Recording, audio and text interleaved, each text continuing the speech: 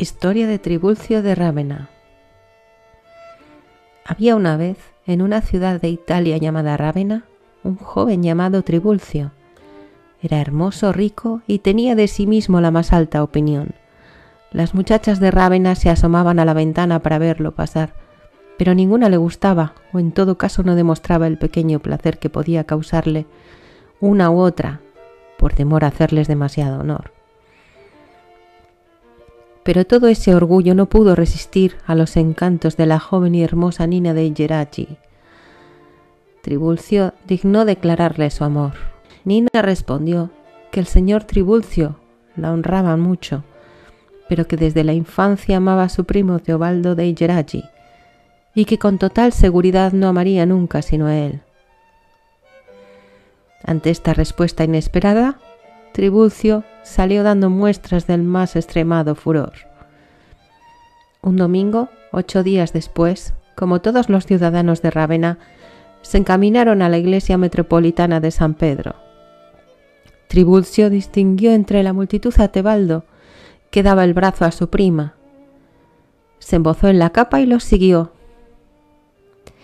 Cuando entraron en la iglesia donde no estaba permitido embozarse, los dos amantes hubiesen podido distinguir fácilmente a Tribulcio, que los había seguido, pero solo estaban ocupados en su recíproco amor y no pensaban en la misa, lo cual es gran pecado. Mientras tanto, Tribulcio se había sentado en un banco detrás de la pareja. Como podía escuchar las palabras que se decían, su rabia iba en aumento. Entonces un sacerdote subió al púlpito y dijo: «Hermanos míos, estoy aquí para correr las amonestaciones de Tebaldo y de Nina dei Geraci. ¿Es que alguien se opone a su matrimonio?» «Yo me opongo», exclamó Tribulcio, y al mismo tiempo asestó 20 puñaladas a los dos amantes. Quisieron detenerlo, pero asestó varias puñaladas más. Salió de la iglesia después de la ciudad y alcanzó el estado de Venecia. Tribulcio era orgulloso, maleado por la fortuna, pero de alma sensible. Sus remordimientos vengaron a sus víctimas y arrastró de ciudad en ciudad una existencia deplorable. Al cabo de unos años, sus padres consiguieron hacerlo perdonar por la justicia y volvió a Rávena, pero ya no era el mismo Tribulcio, radiante de felicidad y orgulloso de sus ventajas. Tan cambiado estaba que su nodriza no lo reconoció. Desde el primer día de su llegada, Tribulcio preguntó dónde estaba la tumba de Nina. Le dijeron que estaba enterrada con su primo frente a la plaza, en la iglesia de San Pedro, allí mismo donde fueron asesinados. Tribulcio entró temblando y cuando estuvo junto a la tumba la abrazó y derramó un torrente de lágrimas. Sea cual fuere el dolor del desgraciado asesino, éste sintió en aquel momento que las lágrimas lo habían aliviado. Por eso dio su bolsa al sacristán y obtuvo de él permiso para entrar en la iglesia cuantas veces quisiera. De modo que acabó por ir todas las tardes, y el sacristán se acostumbró tanto a verlo que no le prestaba atención. Una tarde Tribulcio, que no había dormido la noche antes, se adormeció junto a la tumba, y al despertar encontró que habían cerrado la iglesia. Tomó fácilmente el partido de pasar en ella la noche, porque le gustaba prolongar su tristeza y aumentar su melancolía. Oía sucesivamente dar las horas, y hubiese querido que llegara la hora de su muerte. Por fin dieron las 12. Entonces se abrió la puerta de la sacristía, y Tribulcio vio entrar al sacristán con una linterna en una mano y una escoba en la otra. Pero ese sacristán no era sino un esqueleto. Tenía un poco de piel sobre la cara y los ojos muy hundidos, pero la sobrepelliz que se le pegaba a los huesos hacía patente que estaba desprovisto de carne. El atroz sacristán posó su linterna sobre el altar mayor y encendió los cirios como para vísperas. Después se puso a barrer la iglesia y a sacudir el polvo de los bancos. Pasó varias veces junto a Tribulcio, pero no pareció verlo. Por fin fue hasta la puerta de la sacristía e hizo sonar la campanilla que hay siempre allí. Entonces las tumbas se abrieron y de ellas salieron los muertos envueltos en sus mortajas y cantaron las letanías en tono harto melancólico. Después que así hubieron salmodiado durante algún tiempo, un muerto revestido de una sobrepelliz y de una estola subió al púlpito y dijo: «Hermanos míos, estoy aquí para correr las amonestaciones de Tebaldo y Nina de Igeraji. Condenado Tribulcio, ¿te opones a su matrimonio?». Aquí mi padre interrumpió al teólogo y volviéndose hacia mí me dijo: «Alfonso, hijo mío, ¿habrías tenido miedo en el lugar de Tribulcio?». «Querido padre», le respondí, «me parece que habría tenido mucho miedo». Entonces mi padre se puso en pie, furioso, saltó sobre su espada y con ella quiso atravesarme.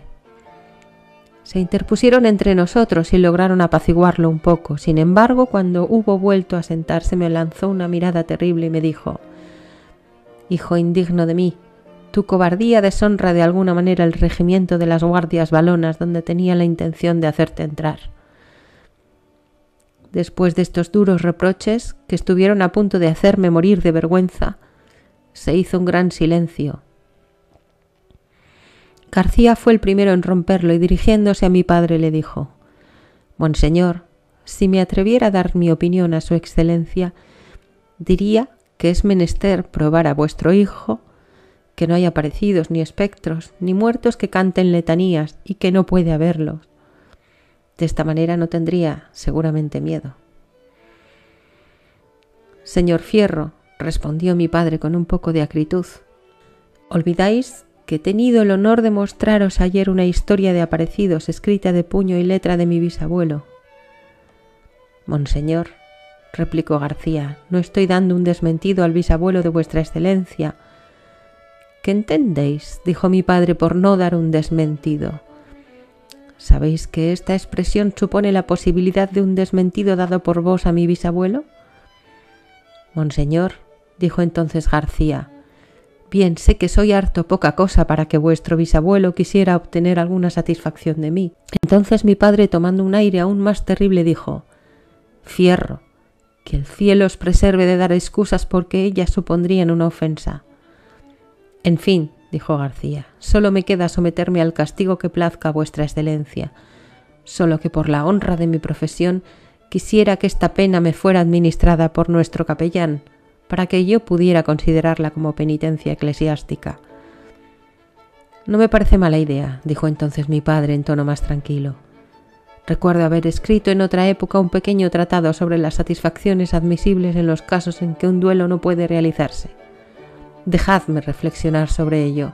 Mi padre pareció ensimismarse en su propósito, pero de reflexión en reflexión terminó por adormecerse en su sillón.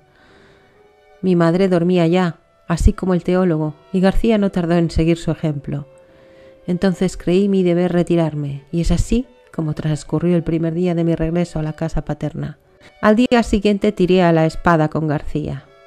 Fuimos a cazar, cenamos, y cuando nos hubimos levantado de la mesa, mi padre volvió a rogar al teólogo que buscara su grueso volumen.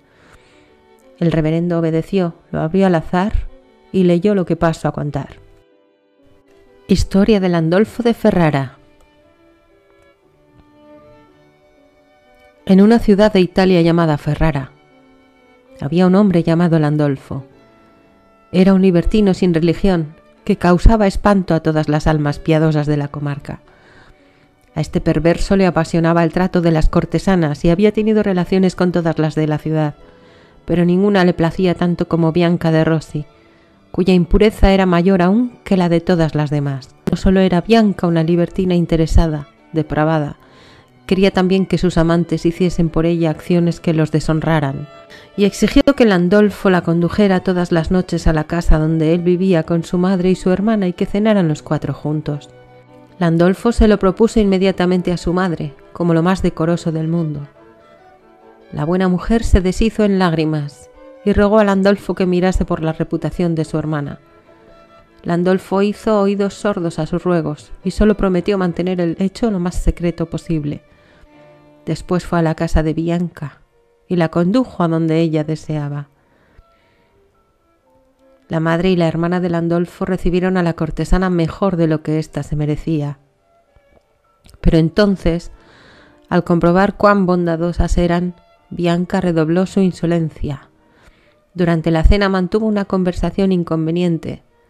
La hermana de Landolfo recibió lecciones de las que habría prescindido de buena gana, y la cortesana llevó el cinismo hasta significarle tanto a ella como a su madre que harían bien en irse de la casa porque quería quedarse a solas con Landolfo.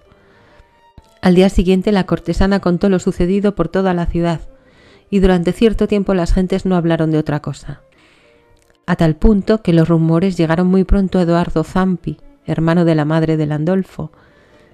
Eduardo era un hombre a quien no se ofendía impunemente. Como se sintió ultrajado en la persona de su hermana, ese mismo día hizo asesinar a la infame Bianca.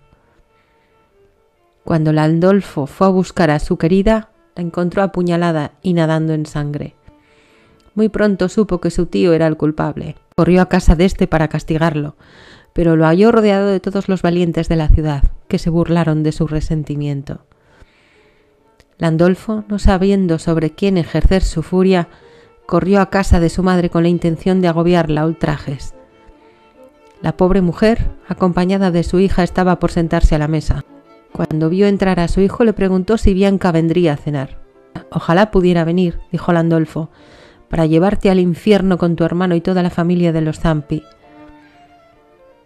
La pobre mujer cayó de rodillas y dijo: «Oh, Dios mío, perdonadle sus blasfemias». En ese momento la puerta se abrió con estrépito y entró un espectro desencajado, cosido a puñaladas, y que conservaba aún un atroz parecido con Bianca. La madre y la hermana de Landolfo empezaron a rezar, y Dios les concedió la gracia de sobrellevar este espectáculo sin expirar de horror. El fantasma avanzó a pasos lentos y se sentó a la mesa. Landolfo, con un valor que solo el demonio podía inspirarle, se atrevió a ofrecerle un plato de comida. El fantasma abrió una boca tan grande que su rostro pareció partirse en dos, y de ella sacó una lengua rojiza. Enseguida extendió una mano quemada, tomó un pedazo de comida, lo tragó, e inmediatamente se oyó caer el pedazo bajo la mesa. Así comió todo lo que había en el plato, y los pedazos que tragaba fueron cayendo bajo la mesa. Cuando el plato quedó vacío, el fantasma, deteniendo sus ojos atroces en Landolfo, le dijo: «Landolfo, cuando como aquí, aquí duermo. Vámonos a la cama». Entonces, interrumpiendo al capellán, mi padre volvióse hacia mí. «Alfonso, hijo mío», me dijo, «¿te habrías asustado en el lugar de Landolfo?»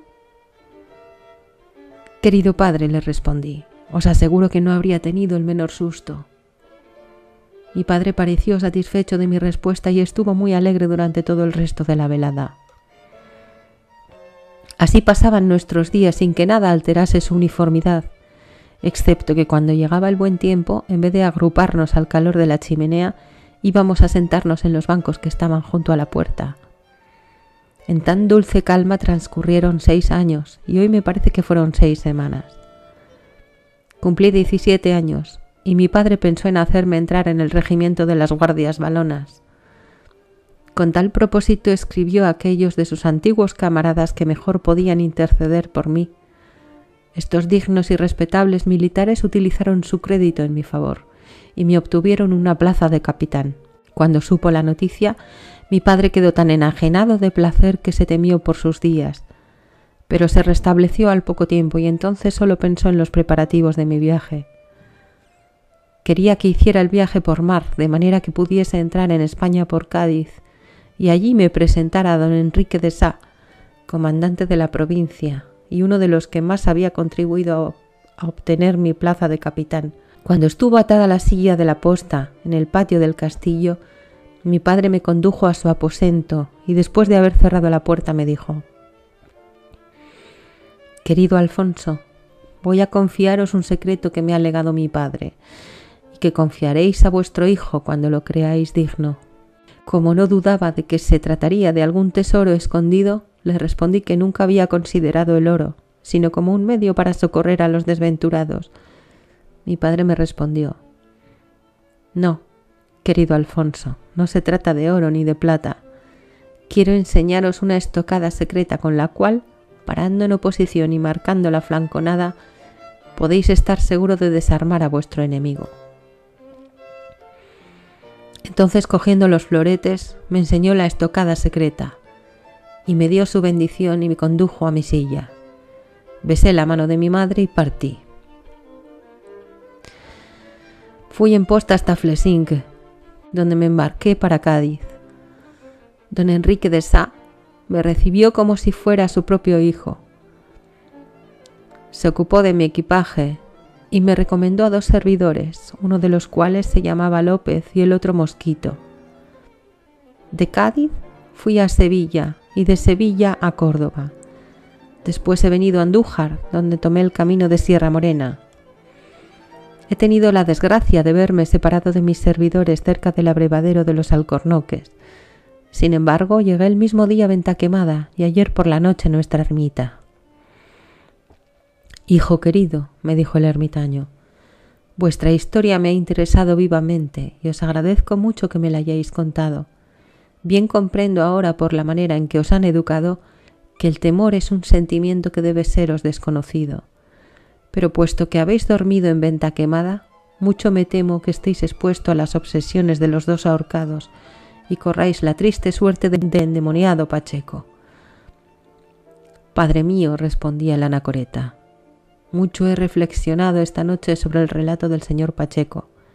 Aunque tenga el demonio en el cuerpo, no por ello es menos gentil hombre, y ese título lo veo incapaz de faltar a la verdad. Pero Íñigo Vélez, capellán de nuestro castillo, me dijo que si bien hubo posesos en los primeros siglos de la Iglesia, ya no los hay en el día de hoy, y su testimonio me parece tanto más respetable, cuanto que mi padre me ha ordenado creer a Íñigo en todas aquellas materias que conciernen a nuestra religión. Pero, dijo el ermitaño, ¿acaso no habéis visto el atroz semblante del poseso? ¿Acaso no habéis visto que los demonios lo han dejado tuerto? Le respondí, Padre mío, el señor Pacheco puede haber perdido el ojo de otra manera. Debo agregar que en todas estas cosas me atengo a quienes saben más que yo. Me basta con no temer a los aparecidos ni a los vampiros.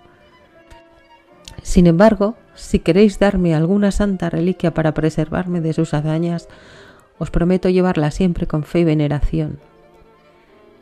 El ermitaño pareció sonreír un poco de mi candor.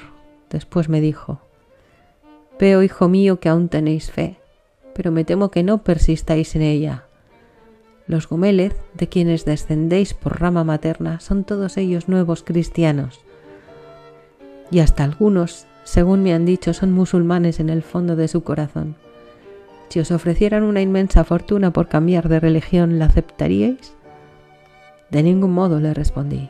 Me parece que renunciar a nuestra religión o abandonar nuestra bandera son 2 actos igualmente deshonrosos. El ermitaño pareció sonreír todavía. Después me dijo, veo con tristeza que vuestras virtudes reposan en un pundonor exagerado, y os advierto que ya no encontraréis un Madrid tan belicoso como en tiempos de vuestro padre. Las virtudes han de basarse en principios más firmes, pero no quisiera deteneros más, porque aún tenéis una pesada jornada antes de llegar a la venta del Peñón o mesón del acantilado. Su huésped ha permanecido en él, a despecho de los bandidos, porque cuenta con la protección de una banda de gitanos que acampan en los alrededores. Pasado mañana llegaréis a la venta de Cardeñas, y ya estaréis fuera de Sierra Morena. He puesto algunas provisiones en las alforjas de vuestra montura. Habiendo dicho estas cosas, el ermitaño me abrazó tiernamente, pero no me dio ninguna reliquia para preservarme de los demonios. No quise referirme nuevamente a ello y monté a caballo. En el camino me puse a reflexionar sobre las máximas que acababa de oír, no concibiendo para las virtudes una base más sólida que el pundonor, el cual a mi juicio las abarcaba todas. Proseguía entregado a estas reflexiones cuando un caballero, saliendo súbitamente de atrás de un peñasco, me cortó el camino y dijo, ¿os llamáis Alfonso? Le respondí que sí. Entonces, dijo el caballero, os arresto en nombre del rey y de la Santa Inquisición. Entregadme vuestra espada. Obedecí sin replicar. Entonces el caballero tocó un silbato, y de todos lados aparecieron gentes armadas que cayeron sobre mí. Me ataron las manos a la espalda y tomamos un atajo en las montañas que al cabo de una hora nos condujo a un castillo feudal. Bajó el puente levadizo y entramos. Como estábamos aún bajo el torreón, abrieron una puertecita lateral y me arrojaron a un calabozo, sin molestarse siquiera en deshacer las cuerdas que me tenían agarrotado. El calabozo estaba en la más absoluta oscuridad. No teniendo yo las manos libres para extenderlas ante mí, me era imposible caminar sin darme de narices contra las murallas. Me senté pues en el sitio donde estaba y, como es fácil suponer, me puse a reflexionar sobre lo que pudo haber motivado mi encarcelamiento. Mi primera y única idea fue que la Inquisición se había apoderado de mis hermosas primas y que las negras habían contado lo que sucedió en Venta Quemada. En caso de que me interrogaran acerca de las bellas africanas, solo podía optar entre traicionarlas y faltar a mi palabra de honor o negar que las conociera, lo que me habría embarcado en una serie de vergonzosas mentiras. Después de examinar semejante alternativa, me decidí por el más absoluto silencio y tomé la firme resolución de no responder con una sola palabra a todos los interrogatorios. Una vez disipada esta duda en mi espíritu, medité en los acontecimientos de los 2 días anteriores. Tenía la seguridad de que mis primas eran mujeres de carne y hueso. Me lo advertía no sé qué sentimiento más fuerte que todo lo que me habían dicho sobre el poder de los demonios. Solo estaba profundamente indignado por la mala pasada que me habían jugado al hacerme despertar debajo de la horca. Entretanto, transcurrían las horas. Empecé a tener hambre. Como había oído decir que a veces no falta en los calabozos un pedazo de pan y un cántaro de agua, busqué algo semejante con las piernas y los pies. En efecto, bien pronto tropecé con un cuerpo extraño, que resultó ser la mitad de un pan. Me acosté al lado del pan y quise asirlo con los dientes, pero falto de resistencia donde apoyarlo, el pan se me escapaba y resbalaba. Al fin lo empujé contra el muro. Entonces pude comer, porque el pan estaba partido por la mitad. De haber estado entero no lo hubiese podido morder. Encontré también un cántaro, pero me fue imposible beber. Apenas humedecía mi gaznate, el agua se derramaba. Continué buscando, encontré paja en un rincón y me acosté sobre ella. Tenía las manos artísticamente anudadas, es decir, con fuerza, pero sin que las cuerdas me entraran en las carnes, de modo que no me costó trabajo adormecerme.